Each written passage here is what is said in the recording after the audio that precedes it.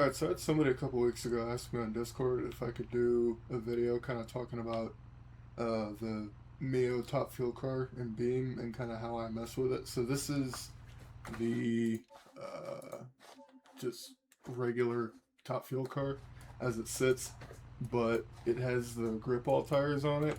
This is boring. This is lame. Nobody likes this. So just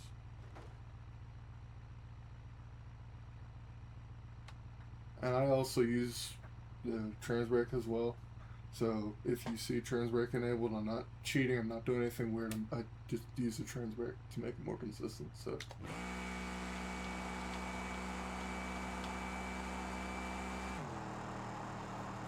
and it's slower than what I do. So I'm going to kind of show what I do to run the wheel pack. So just as I'm sure you know, single speed, variable converter, top fuel on block. It's got the zoomies on it. If you go to body up here and you go super comp body, it takes the canards off.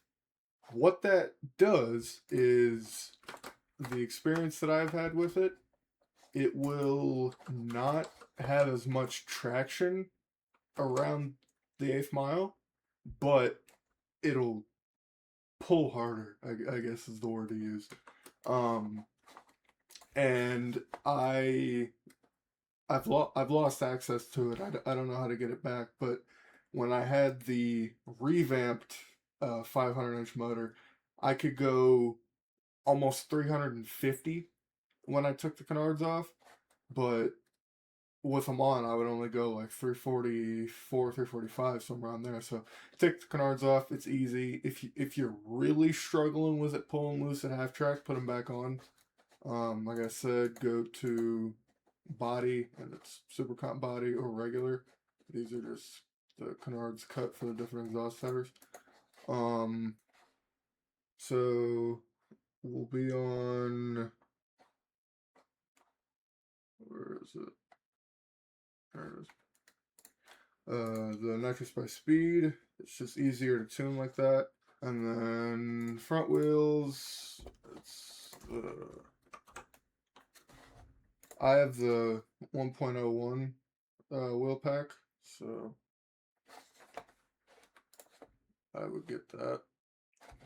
So it's the 15 4.5, and then I just run the Built Specialties ones because they look okay. And then I run the 21 4.5 or 4.0s, whatever. And then for the, where is it? And so I run wheel pack, and I go 15 by 16. When you go to the 16-inch tall one, it just doesn't run good. I don't know why. It's weird, but so yeah, we'll go to that, and then I put the back spacing in just 'cause it looks better. And I like running a beadlock. I haven't really messed with it not running one. And then that's like that. And you have to run straight R tubes. It will not work if you don't have them. So that's the cosmetic stuff. RPM limit 8250. You don't have to. Yeah, not really, but if you want the most power, just turn these up to 1,000. We're not using the nitrous yet, so don't turn it on. You don't have to mess with these, but I'm gonna go ahead and turn them up to 45.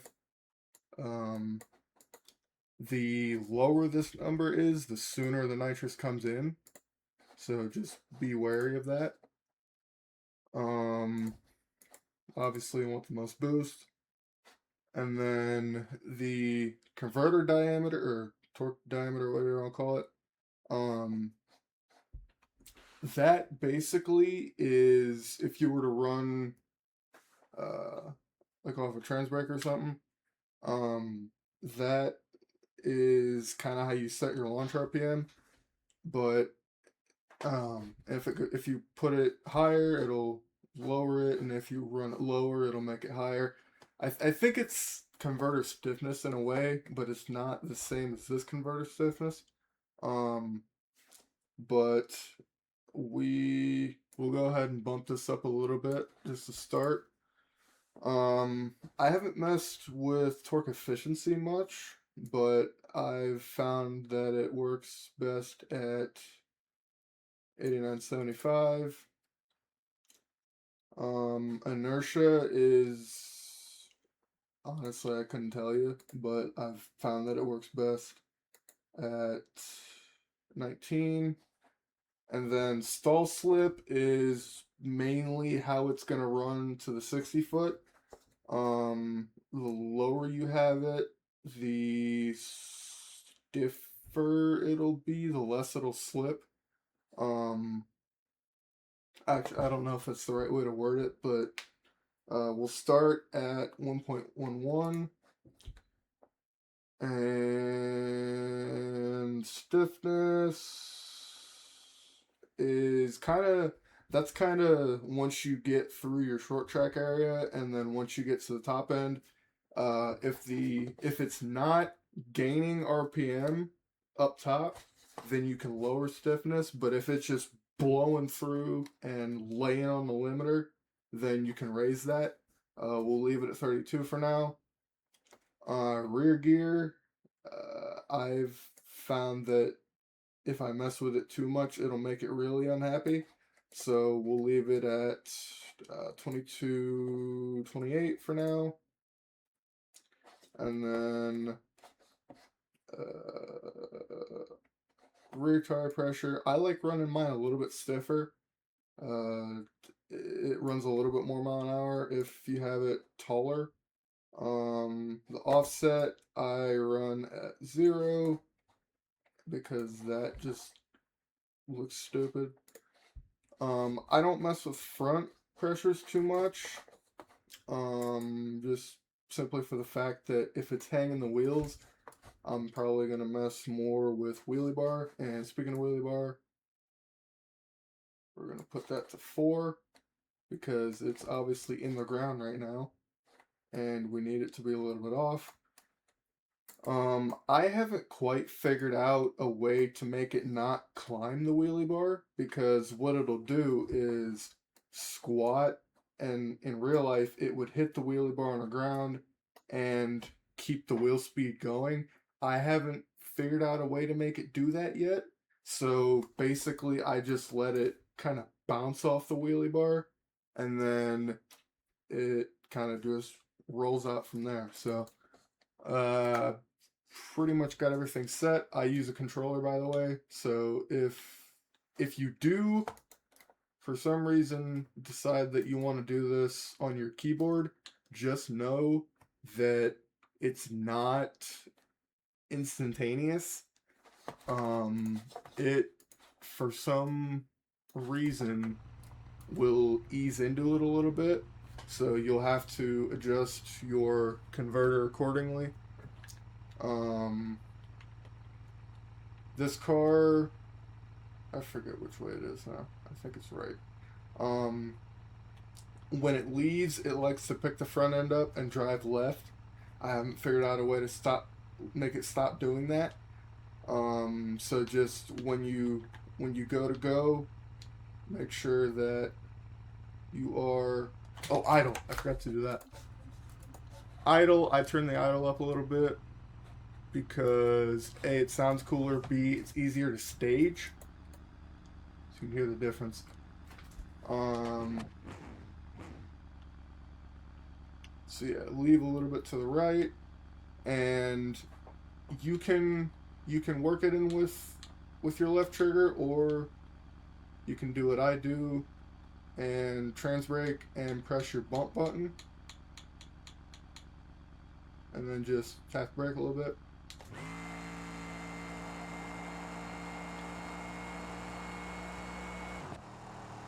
So yeah, 518, 311. It'll run harder than that, obviously. because like I said, we were being a little bit conservative with the cell slip setting. So actually I need to raise the idle a click. So we'll do that too.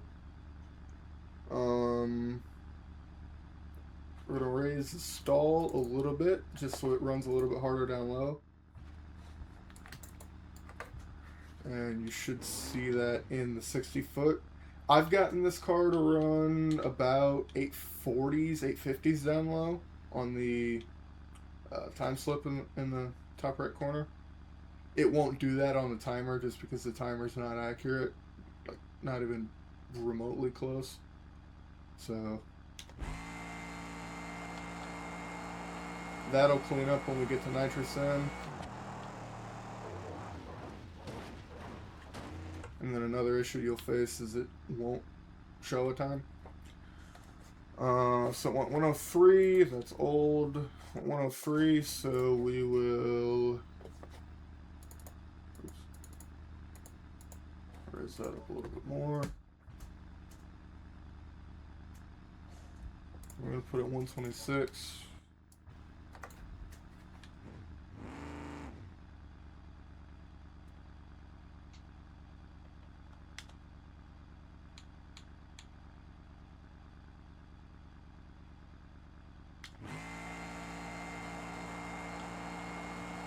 So yeah, in this kind of scenario, you could see it was staying at 7,000 RPM. That would be, the nitrous will make it work through that. But if you, for example, weren't going to run nitrous, you could go to your converter stiffness, and I'll lower it to 26. Just for example's sake. It might blow the tire off, I don't know, but we'll see.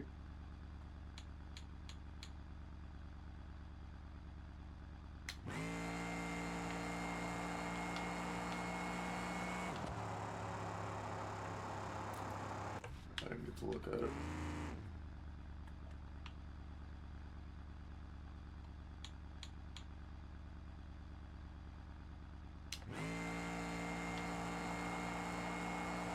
So it's working through it a little bit.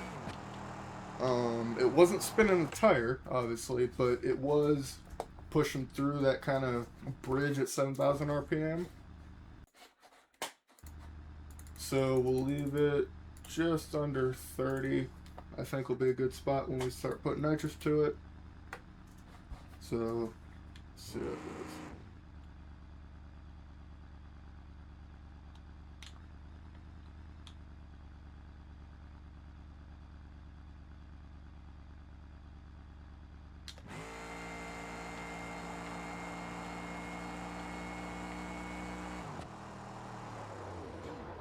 So 8089, 233, 344, 235, 506, 316.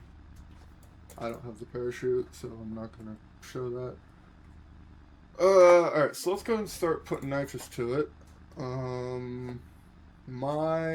I'm going to start at is 35, 45, and then we'll kind of just raise these up a little bit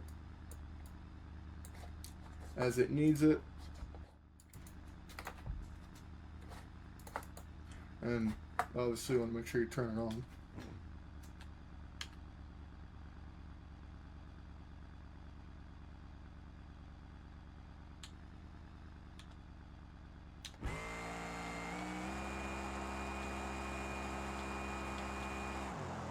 So push through that wall at 7,000, you can see. In that kind of case, I might want to put a little bit more stiffness in it, just because it kind of got up there really quickly. But it did stay stable, so we're going to work these last two stages down a little bit.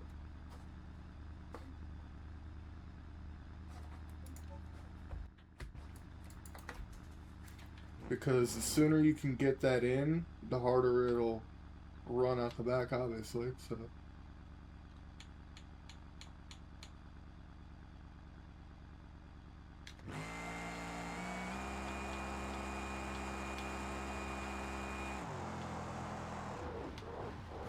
So 496.6. I believe that would be the quickest we run so far.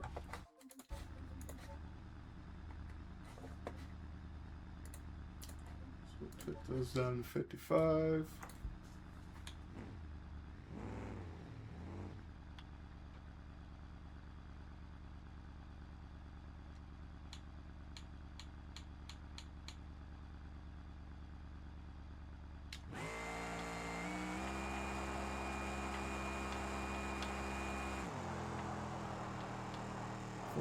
$494. So I'm not going to keep doing it just because I want y'all to figure that out for yourselves, but that's kind of what I do. If you have the revamped 500-inch motor, I highly suggest you run with that because you saw it was doing 470s on the timer. I almost got that car to go 440s before I lost it. So, and it would go 350. So, it's awesome. It's fun to drive. I'll make a lap inside it real quick, because this POV is pretty cool too.